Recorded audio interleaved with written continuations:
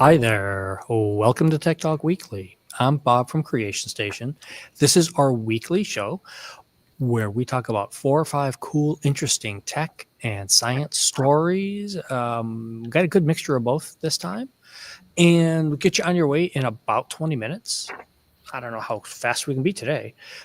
Creation Station at Broward.org comes right to me with your story suggestions for next week or who you'd like to see on the show, because this week we have Neilah and Jade from the Sunrise Library, the Sunrise Creation Station out there. How are you two doing today?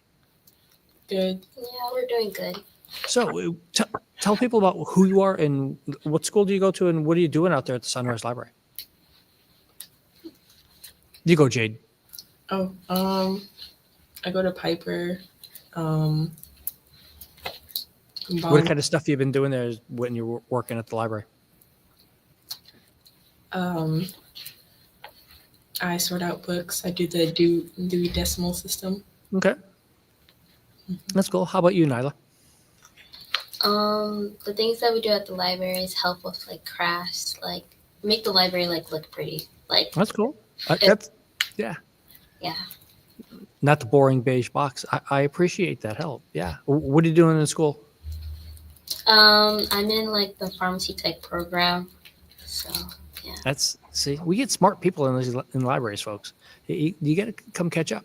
And our Sunrise Library has video game section. Not video games like come check them out, but come play the video games and learn how to make video games. We have monthly courses on how to design games. It's pretty awesome. But we do have some stories. We have some interesting stories this week on meteors. And I know most people are going to be like, of course, Bob, you want to talk about meteors. I didn't pick this story. This is one of those ones that somebody suggested to us based on sort of the headline here. Have you guys seen many meteor showers? Do you guys know what it's like to go outside and watch a meteor shower? Okay.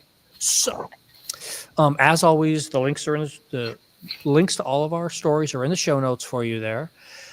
So what happens in a meteor shower is you've got meteors that are streaking across the sky. The Earth is moving through a space where these are old pieces of comets traditionally, or sometimes an asteroid or something that's broken up and gets sucked in towards the Earth's gravity and primarily the sun's gravity, but we sweep through it. Our atmosphere enters and it creates those streaks of light in the sky. Well, somebody sent me kind of jokingly this story, like, here, Bob, here's a space story for you because you're not going to see anything.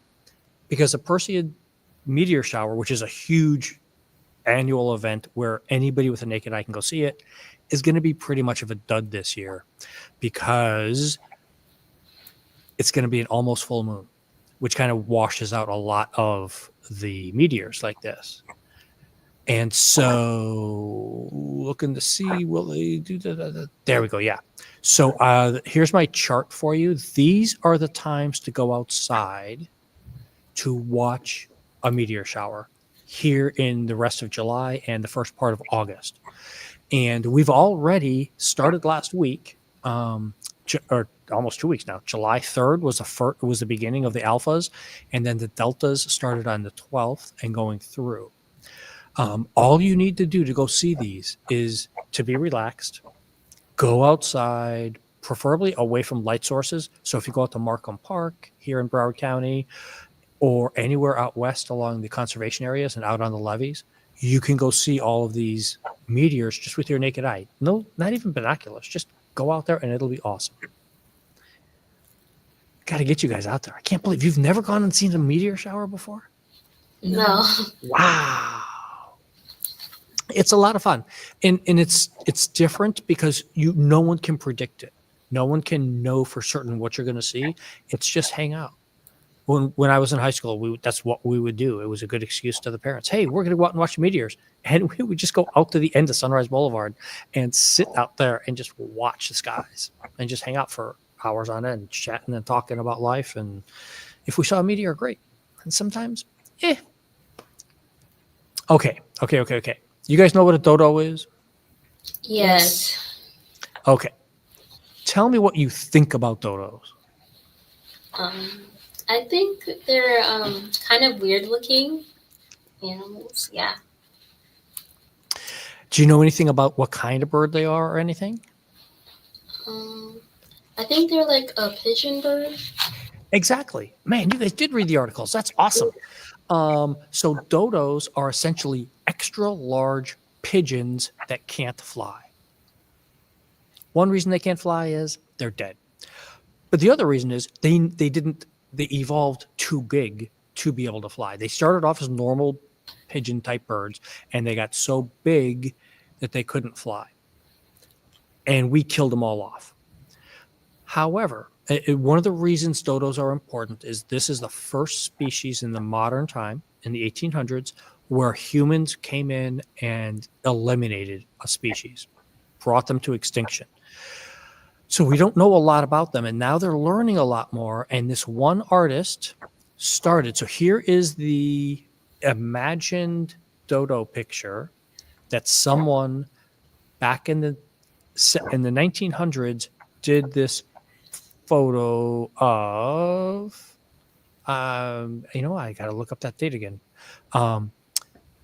It's a painting, not a photo, but you can kind of see the pictures and see how it looks like a big kind of goofy bird. Well, there's someone who started in 2019 and just now finished fully historic representations as accurate anatomically as possible. And here is the picture of the dodo and what it actually looks like. Looked like, I apologize. And they unearthed this sketch from a Dutch sailor while they were hunting the dodos on the island. So it's a great example of being able to go in, do a lot of work, do a lot of research on something, kind of the thing that libraries do, scrolling all the way down. Here is the actual skeleton of that dodo that she used to recreate and build. What do you think about that? Do you guys think that if you saw this skeleton, would you be thinking dodo? Or are you thinking more Jurassic World or what? More like, I think more Jurassic because it looks like a really big creature. So yeah. And you can see by the laptop screen there, it's not that big. I mean, it's big for a bird. That's a pretty big bird. You only have like emus, cassowaries, and ostriches that are bigger than that nowadays, I think. Somebody did send me the story about the company that wants to remake another. We're not going there. We're not going there. But so this is just, it's kind of long. It's kind of long. And then here is the actual recreated model based on that skeleton. What the birds used to look like as they were scurrying around on the ground doing. And look at their cute, tiny little wings. Would you have picked that? No. No? Yeah. I mean, it's weird. I mean, and this is why we need real human artists. AI couldn't have made that because you need to do a lot of research and figure it all out. So yet another thing of why we try and do these. Okay. And we're just going. I'm going to skip over to our next one. Did you two pay attention to the news about all the flooding in Texas last weekend? Yes. Yeah. Did you think that people were warned ahead of time? Yes. Okay. Do you think you've been warned ahead of time? Yeah. How so? Tell me how you think you've been warned about the weather. Because other people tell us, and you can obviously tell by how it rains. Yeah. Okay. How about for hurricanes? Of course, like the news tell you. Man, so for folks who are out there, I love the fact that teenagers here in South Florida are just like, of course we know about hurricanes. We know how to prepare, because a whole chunk of the rest of the world does not. But that is part of what this is. You guys have both gone through the hurricane training stuff at school or whatever, and had the warnings and the supply stuff drilled into your heads. Yes. Yeah. Yeah.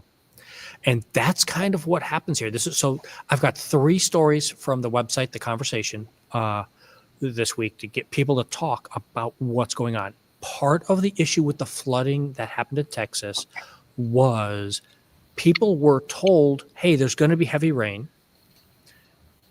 There's a lot of breakdowns in the communication channel about who, from the national to the state to the local level, and who passed on which pieces of news and stuff like that. And that is all still being investigated, and it's all going to come out. But one of the key things this article talks about is you need to prepare. It's like doing a fire drill.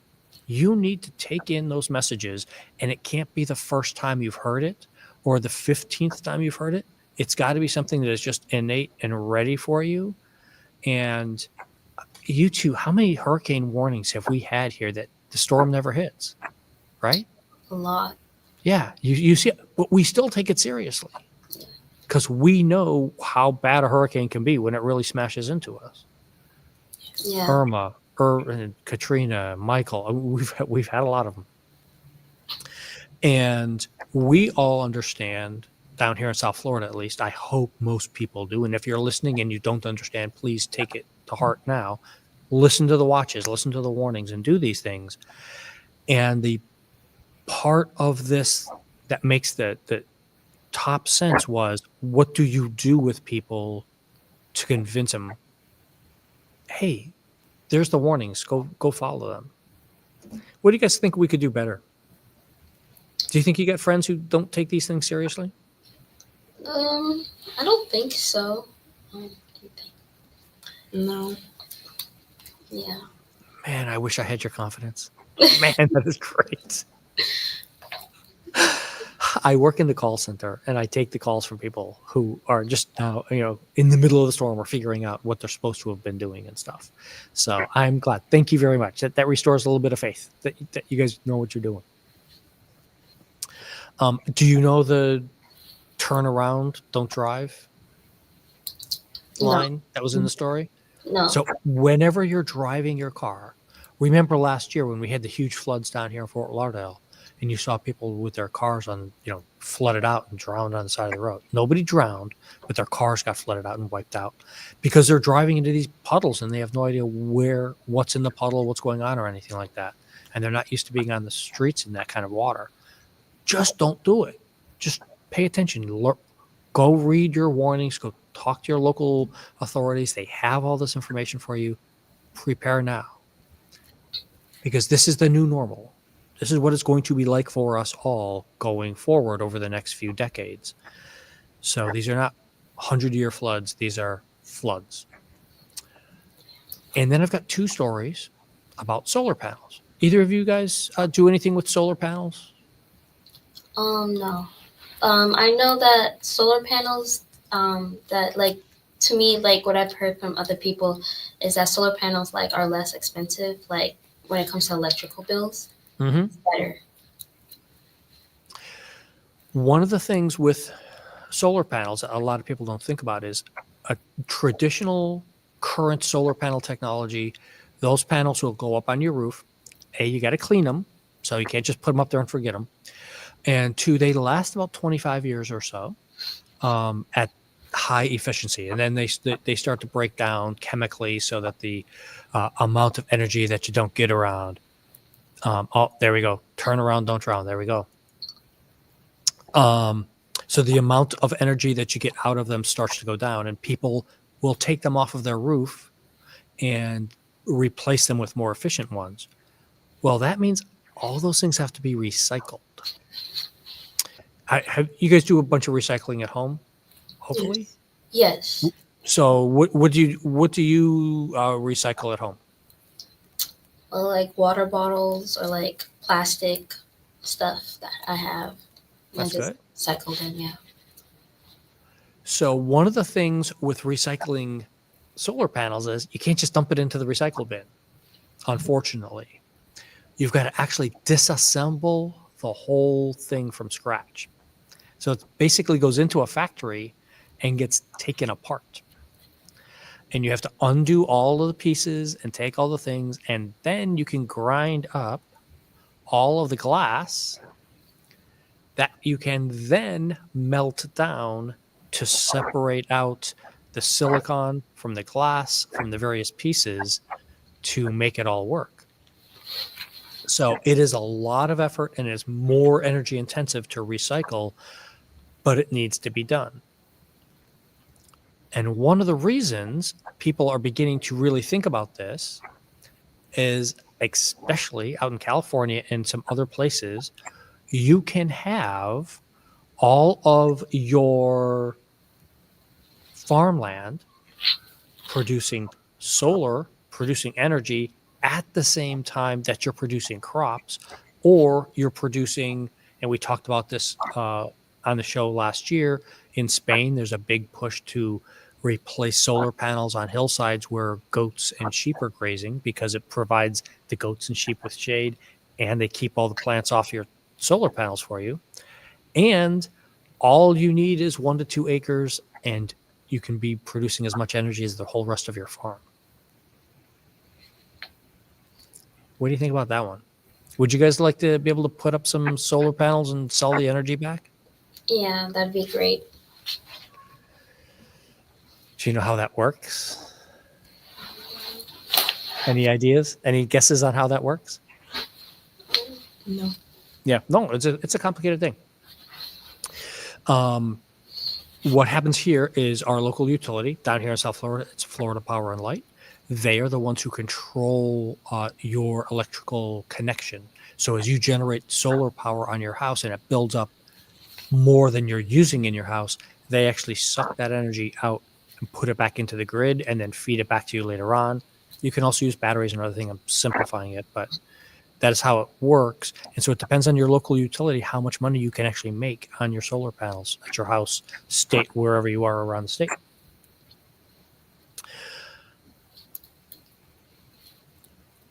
Tell me what you guys think about that idea, though. Do you think everybody should be just be doing solar panels nowadays?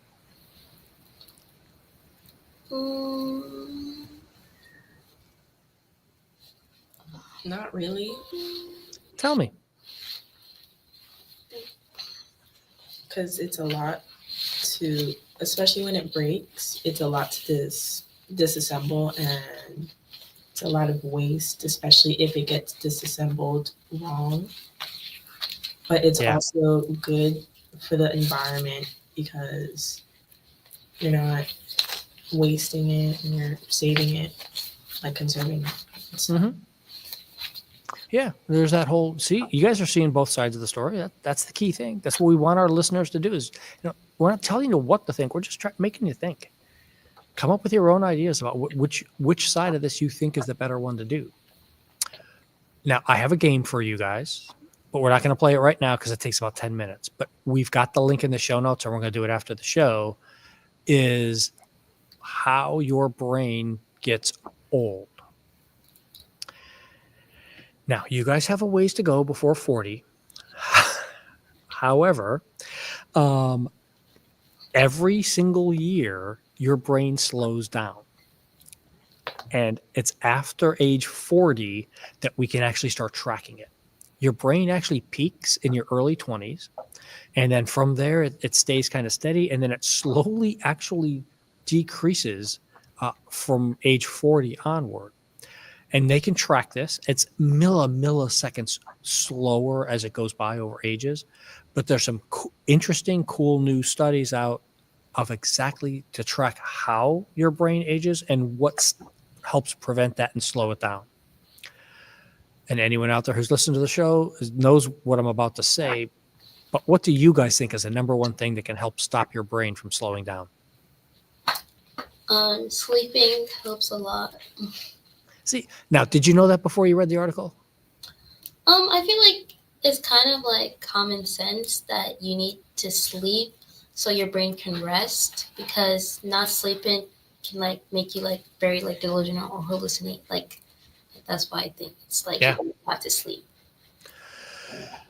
And sleeping clears some of the plaques out of your brain and out of your neurons, and it allows your brains to relax. Remember, it's a big muscle, and it allows you to relax, and so you can feel better about yourself in the morning. You're more calm. You're electrons are firing faster, etc. Don't need the caffeine. It'll just keep on going. Get your sleep, everybody. The link to the game test is in the show notes. Go take it. It takes about 10 minutes. So obviously we can't do it live on the show, but it's an interesting little piece about memory and brain function. So go explore and do that. And we have a bonus link for a recommended podcast for you because there's a new series that started called Where Are You Really From? Global Voices, one of the sites we use on this show all the time, is hosting it. And it is information from all sorts of different people around the planet talking about what it's like to try and describe where are you really from. And I know with immigration being a huge story all around the world, this is something everybody should go listen to. Listen and hear and feel for what it's like for everybody out there. Did you guys get a chance to see any of those when I shared the stories earlier today? Of the Where Are You Really From? Yeah. Not yet, but I will be listening to it. Yeah, it's fun. It's interesting. It's every week they're putting out a new episode on it. So go try. Listen to our show first, please. But then, hey, we'll see. You guys are gonna have to go take this game. I want to see you guys do that memory game and email me back and let me know what you think. Everybody out there who's listening to this, email us. Tell us if you think it's a good representation. Because Creation Station at Broward.org, that's how we solve all this stuff, folks.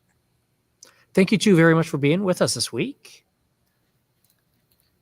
And we will see everybody next week.